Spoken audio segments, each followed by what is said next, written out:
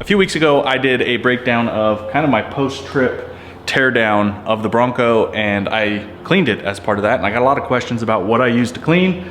So that's what we're going over today. So the Bronco is not as clean as it may appear. It was just really muddy, so I power washed it last night to get it ready for this. And honestly, I didn't expect to make a video, and I woke up this morning and thought, I should make a video about that since I got so many questions. So just know that this was caked in mud, and I have since washed it off, and now all the mud is out here in this street. When I hand wash, I use the 2-bucket method. I don't have big 5-gallon buckets. I don't think that's really necessary for the size of projects I do. But I use a bucket with soap and then a clear rinse bucket. Both of these have a grit guard in the bottom. So any of that dust and dirt that I'm getting off, I can make sure it gets rubbed off at the bottom of my rinse bucket and at the bottom of my wash bucket.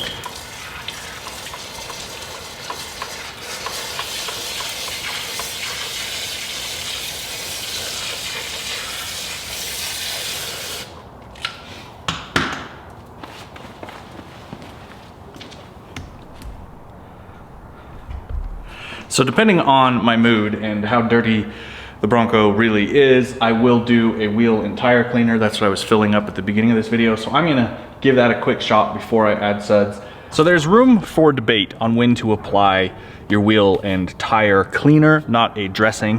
I like to do it before I add the suds, and sometimes I do it after as well. That's why I buy it in the gallon. So that's what I was filling up at the beginning of the video, is my wheel and tire cleaner. This is just, it's kind of a one-step cleaner, so I don't have to worry about getting a tire cleaner and then a wheel cleaner. I can use it all with one bottle. Just coat the tire, and then I do use 2 brushes. So I have my rough brush and then a soft brush. That way I can use the rough one on the wheel, soft one on the, I said that backwards. And again, it's just kind of taking care of what I'm trying to maintain. So I'm gonna go ahead and apply that now. It's kind of a bummer that this is in direct sunlight, but I'll be adding suds in a minute, and then I'll probably end up doing it again just to really get this off. So I'll put it on, agitate it, all 4 wheels and tires, and then we'll put our suds on.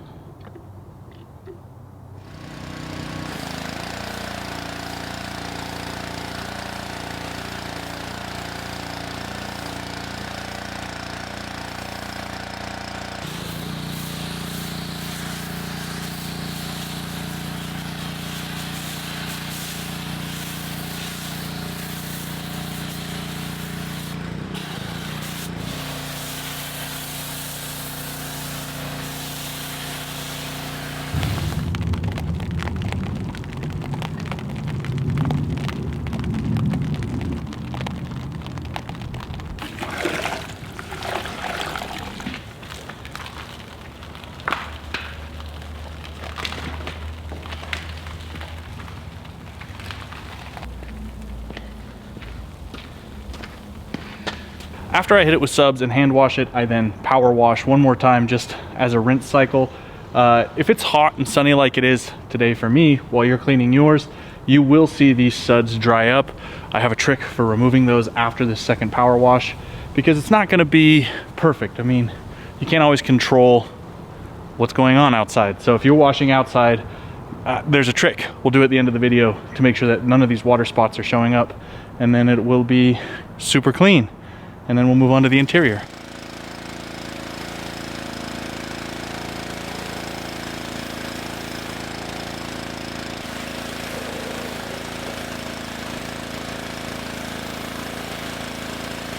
Power wash done, rinse is there. So now all these spots that are out here in the sun, I want to hand dry first. There will still probably be some water spots even after I do that. So once that's done and the whole thing is hand dried, I'm gonna come back with some detail spray. And we'll just do kind of a 2-rag detail spray, where one rag is a wet rag, the other one's kind of the polish rag, and we'll get all this stuff shined up, all the water spots will be gone. I'm wasting time talking because this is already starting to cook, so let's get drying.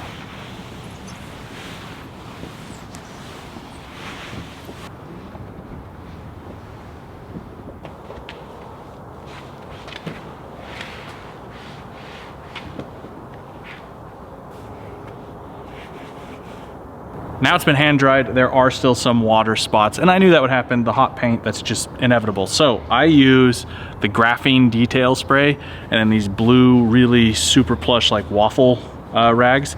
And I will make sure one is wet first, and I'll wipe that down, kind of clear up some of that stuff, whatever small amount of dust and dirt might still be on there. And then I will wipe it off with this one. So this is wet rag, dry rag, and I'm gonna just do the entire Bronco, and you'll see that will really just kind of pull out that fleck in the paint, and just it'll make it look kind of show ready, even though it's just about to go get dirty again.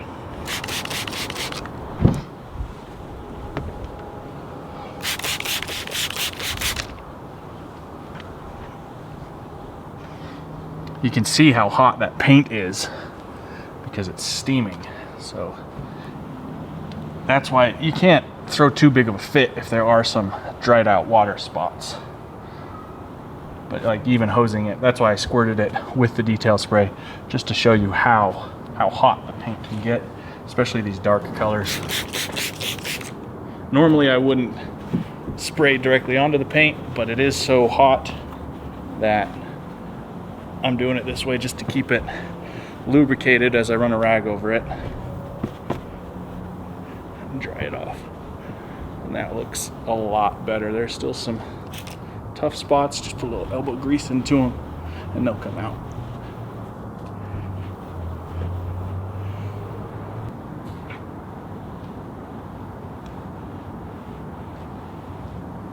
Back in the garage because I want to get it out of the sun, get the paint to cool down. It has been dried. I've hit all of the spots I can think of with the detail spray, and it now just kind of needs to sit and cool as I work on the interior.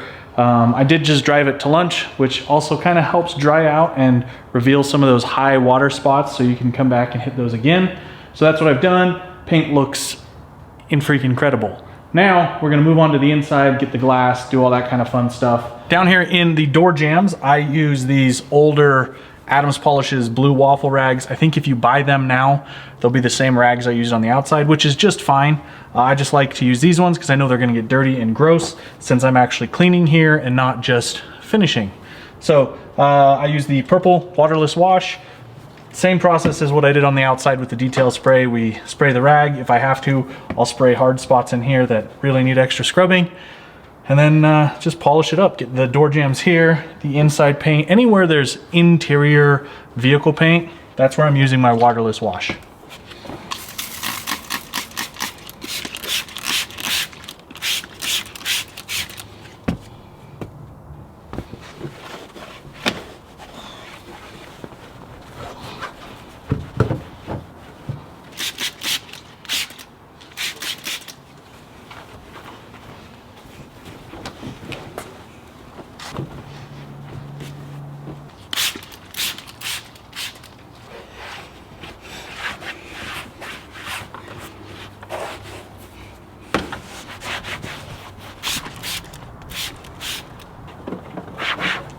All of the interior paint is nice and cleaned with the waterless wash. Now it's time to hit the glass. Again, Adams Polishes. Everything I use is from Adams Polishes, and the 2-rag system. So a dry rag on my shoulder and then the wet rag for the first pass. I'm pretty liberal with the glass cleaner. In Adams tutorials, he'll tell you to squirt the rag. I don't think that does enough. So I like to just hit the window pretty liberally and then give it a good clean with the wet rag, and then hit that as like a final drying and polishing pass with the dry rag. So let's do it.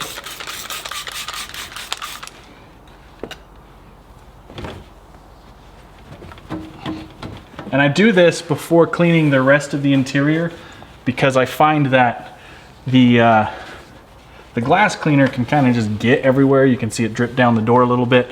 So I can come back and I can clean up some of those mistakes after the fact. And like all glass, make sure to clean both sides. Just a quick side note, I have tinted the interior of these windows, and that glass cleaner works just fine on the tinted material. I actually think it looks really clean. I mean, when it's closed and you're inside, oh, it's so nice. So now mirrors, interior windshield. Basically all of the interior glass I do except for the inside of the hardtop because, well, no one's sitting back there and it's kind of hard to get to. I will do the inside of the opening glass, whatever that is on the back. I'll do the inside and outside of that though.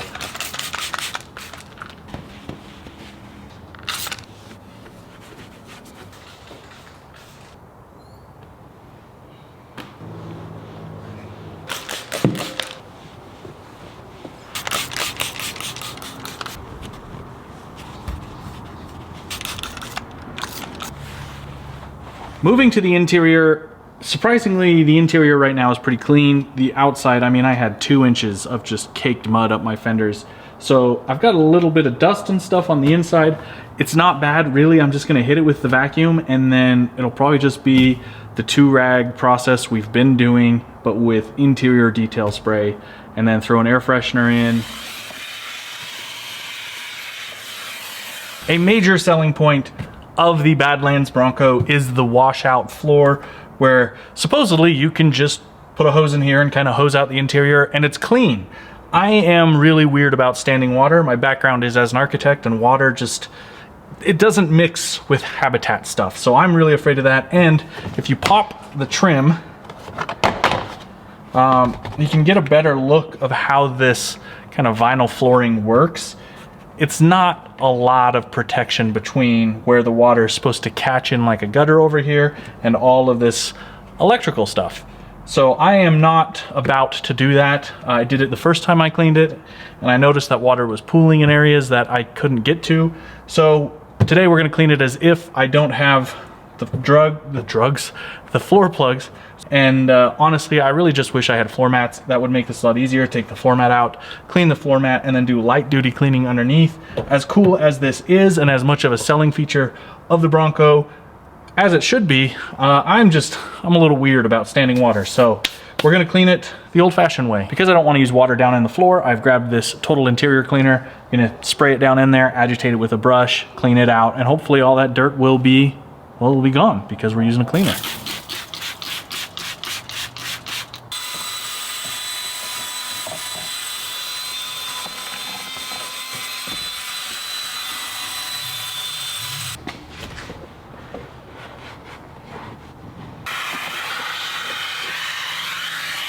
So this stuff's freaking awesome. Obviously I'm speechless. So I'm gonna try it on the doors. I've grabbed a fresh rag here so it's not all gritty and gross. And I'm gonna try it just on this interior plastic where, you know, you kind of kick and stuff and your arm rests. And I mean, I'm really liking this. Oh, that stuff is so good.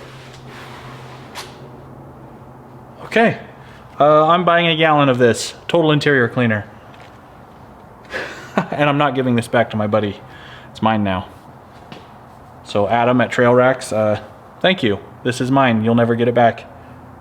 I lost it. Oh no, where did it go? Sorry. It's too bad. You'll have to order another one. Just like the rest of the Bronco, now that it is washed, we hit it with some detail spray, and I'm feeling festive, so I'm gonna use this Christmas themed interior detailer. They have another kind, it's regularly blue. It's over on the shelf over there, it's got Microban in it. But this stuff smells super good, and I've got a bunch of it, and even though it's not Christmas, because it smells so good, I'm gonna use it. Same thing, look, this should be a tired story by now. 2-rag system, just like the 2-bucket system. We use one for our initial clean and then another one for polish. It smells so freaking good. So I use this everywhere, on these marine grade vinyl seats, everywhere. So we'll just kind of give this just a once over, kind of get in the cracks and everything. Same thing, dash. I do not ever want to spray directly onto my dash. I always, again, use the 2-rag method. I do make sure it's pretty saturated, the first rag. I don't want it to just scratch, so, you know, keep it pretty saturated so it has a good lubricant to it. So yeah, like I was saying on the screens, I'll just hit it with the follow behind, the dry rag, and that's how I'll get a bunch of those fingerprints and things off of there. I don't like putting product on there if I can avoid it. There is, I don't know if that's a scratch or a sneeze, so we're gonna try that and see if it comes off. There it goes. So there you go, that's kind of an idea. There is a little bit on there. So as much as I hate doing this, we're just gonna lightly put some of that product on there to help lubricate as we clean off some of that stuff, because I hate it leaves kind of a residue. So it just takes a little extra elbow grease to get it shined back up. Just don't press too hard. It is a digital display. There you go. I love this screen.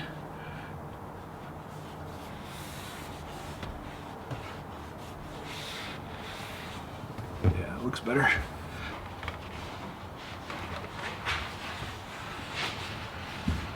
So there you go. That is how I clean my adventure vehicles, specifically the Bronco.